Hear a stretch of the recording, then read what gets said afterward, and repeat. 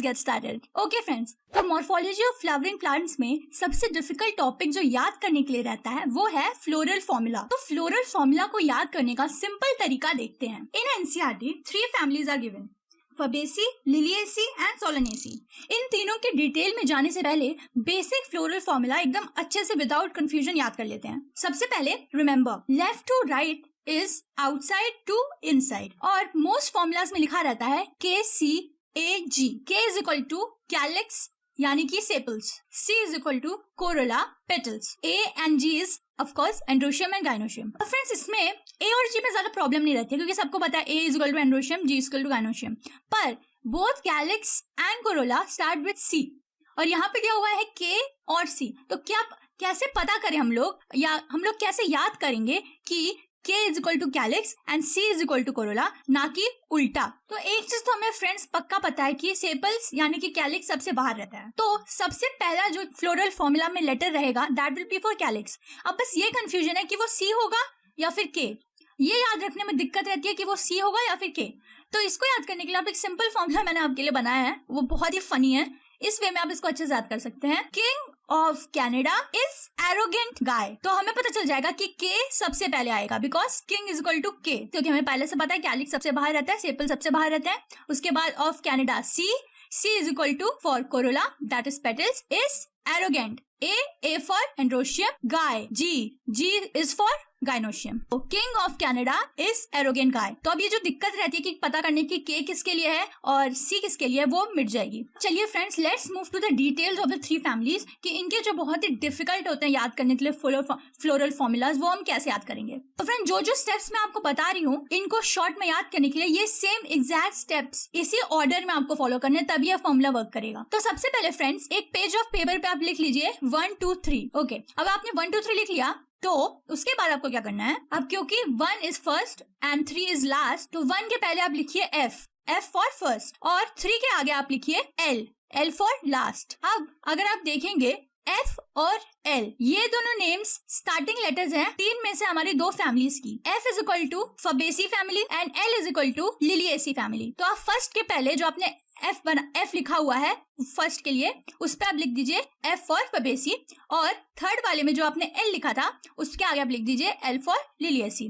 तो बचा सोलानेसी, वो आ जाएगा हमारे सेकेंड नंबर पे। तो हम लोग को ये ऑर्डर याद हो जाएगा, first Fabaceae, then Solanaceae, then Liliaceae.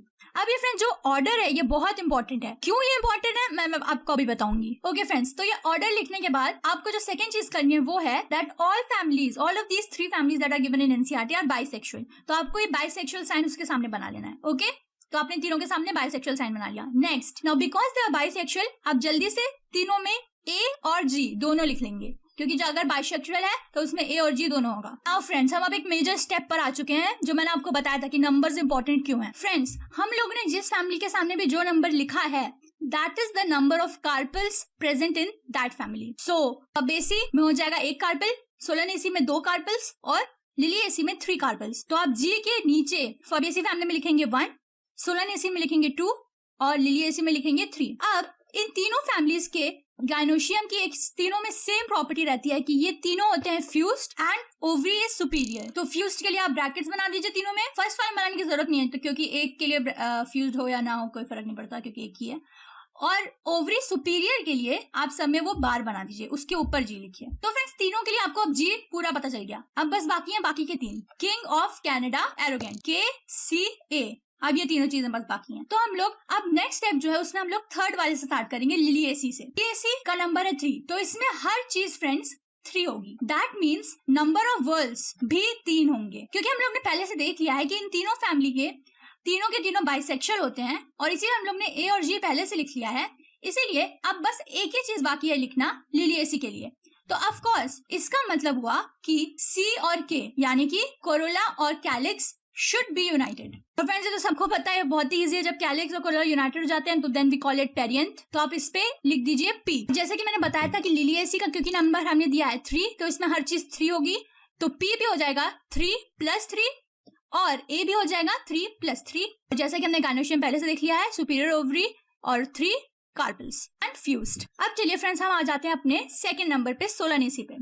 अब जल्दी से हम लोग इस पे अपना वो लिख लेते हैं, king of Canada is arrogant. KCA।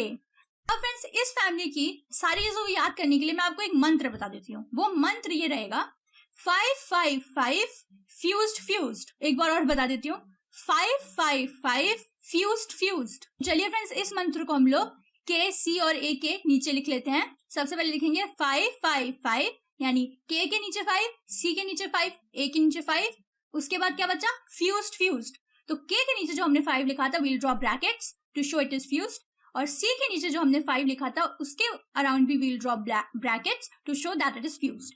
तो फ्रेंड्स ये हो गया हमारा Solanaceae family. Now let's go to our first family that is Fabaceae family. Fabaceae family में सबसे पहले हम लोग फ्रेंड्स लिख लेते हैं अपना फिर से K, C और A। King of Canada is arrogant. उसके बाद हम लोग सबसे पहले फ्रेंड्स C के अंडर लिखना शुरू करेंगे।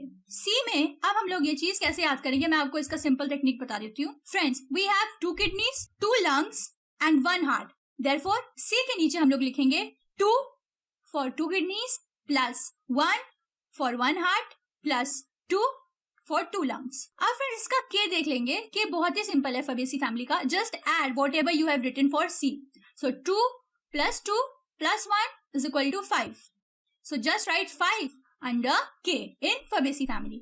अब फ्रेंड्स बचा बस हमारा A। फबेसी फैमिली का फ्रेंड्स A याद करने के लिए आप सिंपल वो जो उसके ऊपर डायग्राम दिया गया है P वाले प्लांट के एंड्रोशियम का, वो बस डायग्राम आप देख लीजिए। 9 फ्यूज्ड है, 9 स्टेमन फ्यूज्ड है और एक फ्री है। So 9 bracket to show that it is fused plus 1। ये हो गया हमारा एंड्रोशियम।